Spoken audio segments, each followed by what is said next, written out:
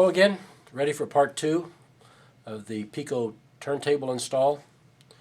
This episode going to mount it on a little test piece of plywood, and we have a stepper motor, a little Arduino, and I have actually found a program. I had to tweak it just a little bit to fit my needs and to get the Arduino library straightened out, at least on my end.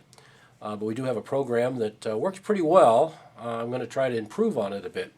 So let me show you what I've got. I'll show you one of the parts that really took a little time to be able to get this video going. So I have the Peco turntable mounted on my little test piece of plywood. And this is actually one of my larger trains. So kind of manually, it just barely fits on there. The distance of the bridge is right at 6 inches. Another one to note is where you mount it, the step here, that is right at about 1/16 of an inch. So we'll get into that a little bit later. Over here I have the Arduino stepper motor, the Arduino with the motor shield, and right now this is acting as my switches. So I've got these programmed for different areas for it to go in 45 degrees, 90 degrees, even have a nudge factor on it. So, and I'll put the program I have in the comments section for this. One of the things that I waited the longest for was the coupling. I decided to use a nice coupling. It's 5mm to 5mm. The shaft on the stepper motor is 5mm. So it comes from China. Couldn't find them any place in the United States. Free shipping. I think it was $4.95, and I got 2 of these. The other one is we need something to go from the bottom of the turntable, the bridge itself, down to that coupling. And fortunately I have a friend that has got a little machine shop, and he machined, actually it goes from 4mm that goes up in the bridge to 5mm here that will go in the coupling.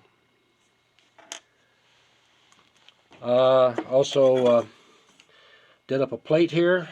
This will hold the stepper motor. We're going to bolt that on there, put it on the underside. One of the things I wanted to show you was the underside of the bridge. In our last video, they actually have a small collar that goes around here, that when you install that, then they tell you to glue that collar on.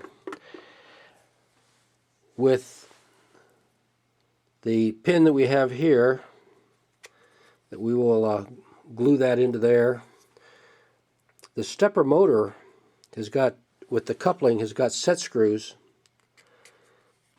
and when we mount the motor we can actually adjust this bridge to hold it exactly where we want it, so you don't really have to put that collar on there. That way you do have access that if you ever had to take it apart and get to the contacts, you can get in there and clean them, change them, fix them, or whatever. So I don't recommend gluing that collar on the bottom after you have the pan installed. We will use the pin here, use the coupling, and then put the stepper motor on top of that and we'll adjust it just so it lightly rides on the rail down there. We have the pin glued in place.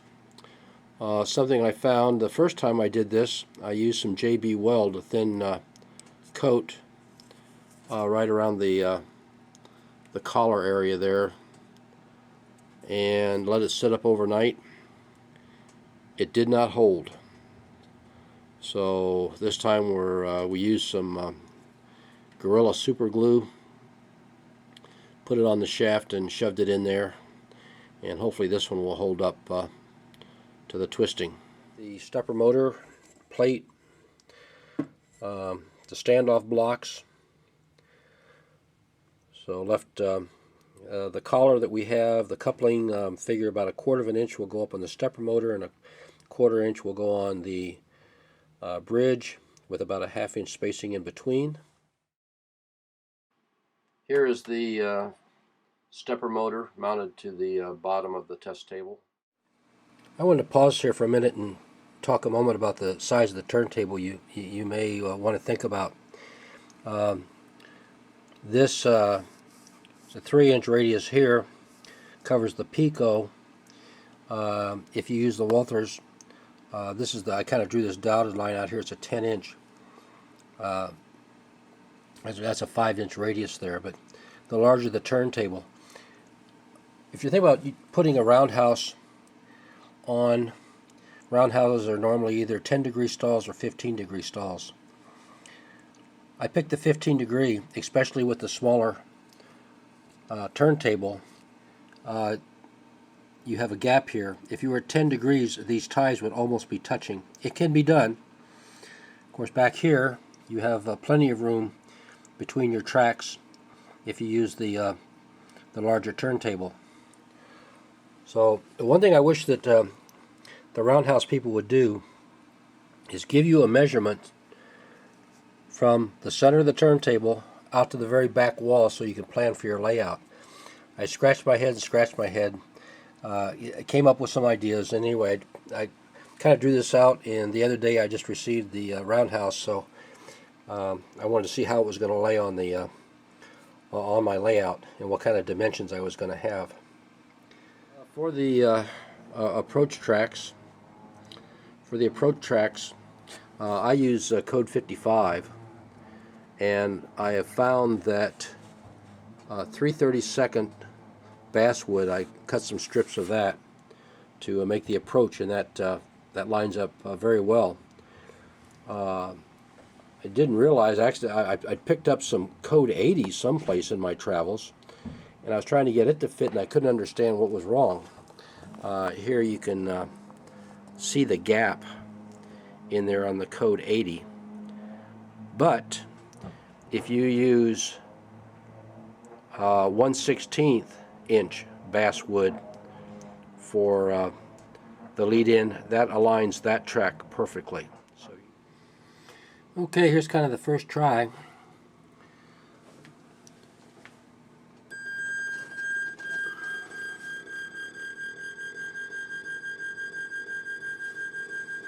Doing a 180-degree turn.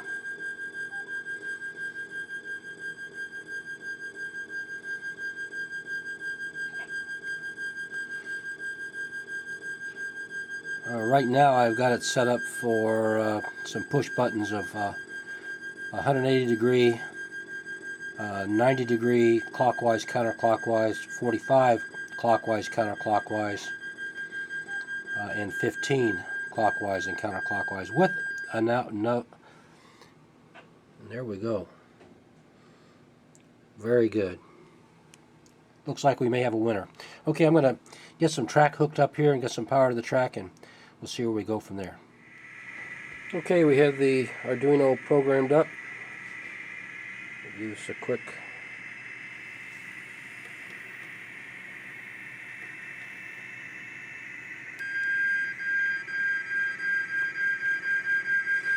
I still like to write this program so it knows the tracks and not just go to a certain amount of degrees.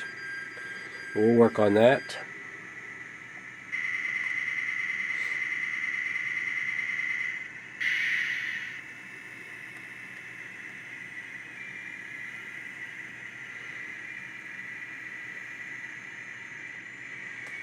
And there we go. Now we just have to get this part of it moved over to the layout, have everything kind of tested out, come back, we'll wrap this thing up. In fact, I think I've got some pictures of the roundhouse. We'll talk a few minutes about that. Okay, I want to wrap the video up and say I'll start getting the turntable ready to go on the layout. Got to do some work there. If I do any changes to the program, I'll try to get those updated on the site here. the roundhouse. I can see now why Cornerstone and theirs having the roundhouse and then having an additional section that you can put on may be better. I'm using the Fowler. Just the first thing that kind of struck me, I bought 2 kits because I wanted a 4-bay roundhouse. And it looks very complete for the 2-bay. But just first, I don't see anything that ties the 2 units together.